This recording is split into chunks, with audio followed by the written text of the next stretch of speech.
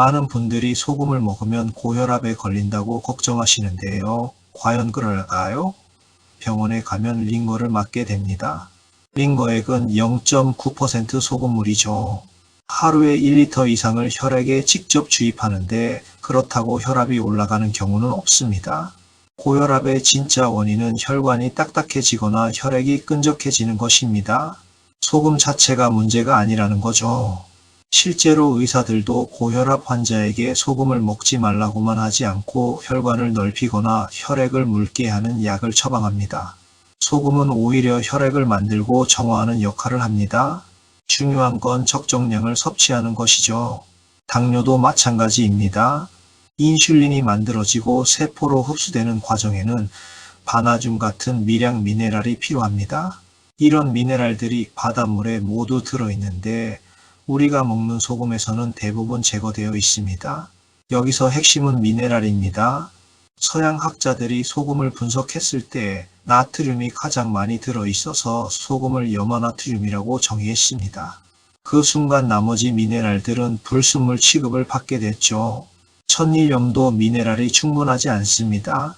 바닷물이 농축되는 과정에서 나트륨만 건져내고 마그네슘, 칼륨 같은 다른 미네랄들은 간수를 뺀다는 이유로 제거됩니다. 결국 95에서 99%가 나트륨인 소금이 되는 거죠. 축염이나 용융소금은 어떨까요? 축염은 대나무와 흙을 통해 열 처리하는데 오히려 제성분이 더 들어갈 수 있습니다. 열을 가한다고 새로운 미네랄이 생기지는 않습니다. 용융소금도 나트륨 함량이 매우 높아 미네랄 측면에서는 아쉬운 부분이 있습니다. 그렇다면 우리는 어떻게 해야 할까요? 먼저 소금물을 규칙적으로 마시는 습관을 들이세요. 하루 1리터 정도가 적당합니다. 아침, 저녁으로 나눠서 드시면 됩니다. 소금물은 놀라운 효과가 있습니다. 불면증이 있으신 분들 자기 30분 전에 소금물 한 컵을 드셔보세요. 마그네슘 성분이 신경을 안정시켜 숙면에 도움을 줍니다.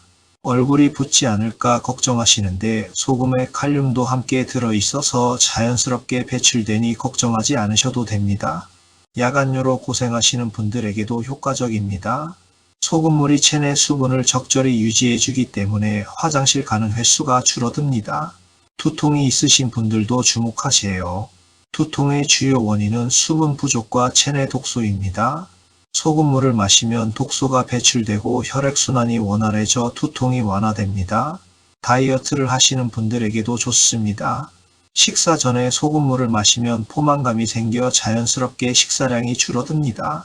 대사활동도 원활해져서 요요 현상 없이 건강하게 체중을 관리할 수 있습니다. 한 달에 4kg 정도 감량하신 분들도 계십니다. 채식을 하시는 분들은 특히 주의하세요. 채소에는 칼륨이 많은데 칼륨을 배출하려면 나트륨이 필요합니다. 저염식을 하면서 채식을 하면 칼륨이 체내에 쌓여 고칼륨 혈증 같은 문제가 생길 수 있습니다. 운동하시는 분들도 마찬가지입니다. 땀으로 소금과 미네랄이 빠져나가는데 물만 마시면 체내 균형이 깨집니다. 운동 중에도 소금물을 마시면서 미네랄을 보충해야 합니다. 마라토너들이 소금 알갱이를 휴대하는 이유가 바로 이것입니다. 차나 커피를 드실 때도 소금을 조금 넣어보세요. 차 한 잔에 1g 정도면 적당합니다. 차의 이뇨작용과 커피의 각성 효과를 소금이 중화시켜주면서 맛도 더 좋아집니다. 여름에는 레몬티, 생강차, 꿀물에 소금을 타서 드시면 미네랄과 비타민을 함께 보충할 수 있습니다. 과일에 소금을 뿌려 먹는 것도 좋은 방법입니다. 좋은 소금을 선택하는 기준은 3가지입니다. 첫째, 깨끗해야 합니다. 해양 심층수로 만든 소금이 오염으로부터 안전합니다. 둘째, 미네랄이 풍부해야 합니다. 마그네슘, 칼슘, 칼륨 등이 제대로 들어있는지 성분표를 확인하세요. 셋째, 물에 잘 녹아 흡수가 잘 되어야 합니다. 하루 권장 섭취량은 6g 정도입니다. 음식을 통해 먹는 것까지 고려하면 소금물로는 34g 정도가 적당합니다. 본인의 몸 상태에 맞춰 조절하시면 됩니다. 갈증을 느껴서 물을 마시는 것은 이미 늦은 것입니다. 갈증은 몸에 스트레스가 쌓였다는 신호예요. 미리미리 소금물을 챙겨 마시는 습관을 들이세요. 나라마다 소금 문화가 다릅니다. 일본은 한때 정제염만 먹도록 규제했다가 질병이 늘어나자 20년간의 투쟁 끝에 소금 자유화를 이뤘습니다. 세계적 추세는 미네랄 소금을 찾는 방향으로 가고 있습니다. 마트에서 파는 소금은 대부분 비슷합니다. 천일염을 세척해서 만든 것들이죠. 요리용으로는 충분하지만 건강을 위해서는 미네랄이 풍부한 소금을 찾아 드시는 것이 좋습니다. 실제로 68세 되신 분이 당뇨와 고혈압으로 고생하다가 미네랄 소금을 하루 9g씩 2달간 드신 후 증상이 많이 좋아진 사례도 있습니다. 자, 그렇다면 우리 조상들은 소금을 어떻게 이해하고 사용했을까요? 허준 선생의 동의보감을 보면 소금에 대한 깊은 통찰이 담겨 있습니다. 동의보감에서는 소금을 단순한 조미료가 아닌 중요한 약재로 다루고 있습니다. 동의보감에 따르면 소금의 성질은 차갑고 짠맛을 가지고 있으며 독이 없다고 기록되어 있습니다. 소금은 신장과 방광, 대장과 소장으로 들어가 작용한다고 했습니다. 이것이 바로 경락 이론인데 우리 몸의 에너지 통로를 따라 소금이 움직인다는 의미입니다.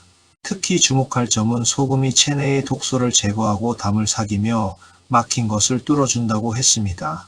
오늘날 우리가 이야기하는 디톡스 효과를 이미 수백 년 전에 인식하고 있었던 거죠. 동의보감에서는 구운 소금의 효능도 자세히 설명합니다. 소금을 굽게 되면 성질이 더욱 따뜻해지고 약성이 강해진다고 했습니다. 치아를 튼튼하게 하고 잇몸 질환을 치료하며 눈을 밝게 한다고 기록되어 있습니다. 실제로 옛날 어른들이 소금으로 양치질을 하셨던 것도 다 이유가 있었던 겁니다. 소금의 살균 작용과 잇몸을 단단하게 하는 효과를 경험적으로 알고 계셨던 거죠. 또한 동의보감에서는 소금물로 입을 헹구면 치통이 멎는다고 했습니다. 목이 아프거나 편도선이 부었을 때도 소금물로 가글을 하면 효과가 있다고 기록되어 있습니다. 이는 현대의학에서도 인정하는 방법입니다.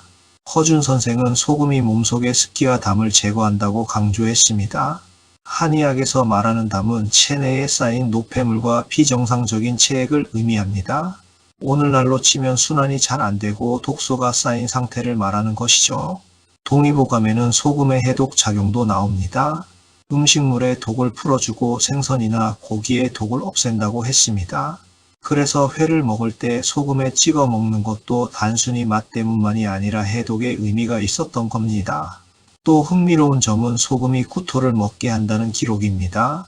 체했을 때 소금물을 마시면 토하게 되어 속이 편해지는데 이것도 독소를 배출하는 방법으로 사용되었습니다.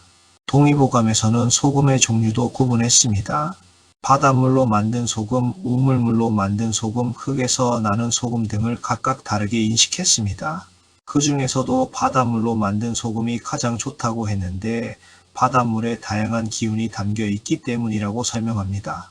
우리가 앞서 이야기한 미네랄의 중요성을 조상들은 이미 바다의 기운이라는 표현으로 이해하고 있었던 것입니다.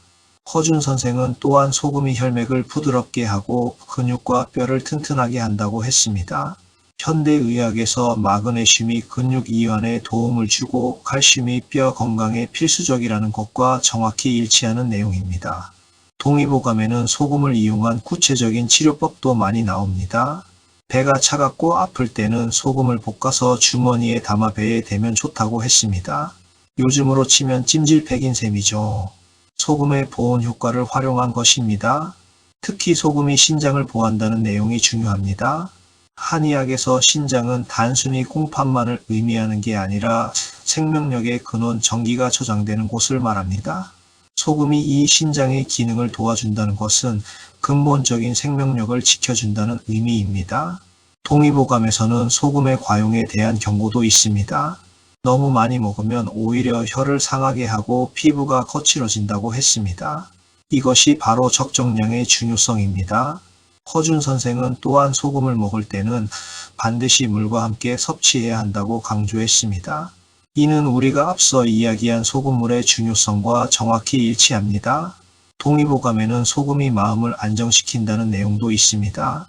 신장은 두려움을 주관하는 장기인데 소금이 신장을 보호하면 마음이 편안해진다는 논리입니다. 우리가 경험하는 소금물의 숙면 효과가 이미 수백 년 전 의학서에 기록되어 있었던 것입니다. 조상들은 또한 소금을 보관하는 방법도 중요하게 여겼습니다. 습기가 차지 않게 건조한 곳에 보관하고 햇빛을 쬐어 말리라고 했습니다. 소금의 효능을 최대한 유지하기 위한 지혜였습니다. 동의보감의 가르침은 명확합니다. 소금은 우리 몸의 균형을 잡아주는 중요한 물질이며 적절히 사용하면 약이 되지만 과하면 해가 될 수 있다는 것입니다. 우리 조상들은 과학적 분석 도구 없이도 오랜 경험과 관찰을 통해 소금의 본질을 꿰뚫고 있었습니다. 그들이 말한 바다의 기운이 바로 오늘날 우리가 이야기하는 미네랄이었던 것이죠.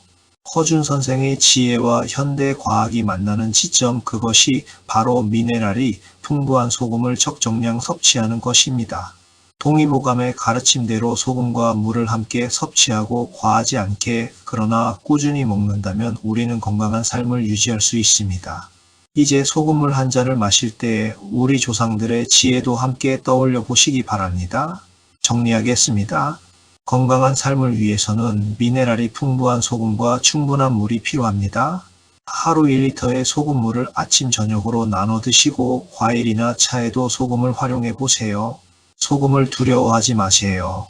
적정량의 좋은 소금은 우리 몸의 균형을 맞춰주고 혈액을 정화하며 숙면을 돕고 건강한 다이어트를 가능하게 합니다. 여러분의 건강한 삶을 응원합니다. 오늘부터 소금물 한 잔으로 하루를 시작해 보시는 건 어떨까요? 감사합니다.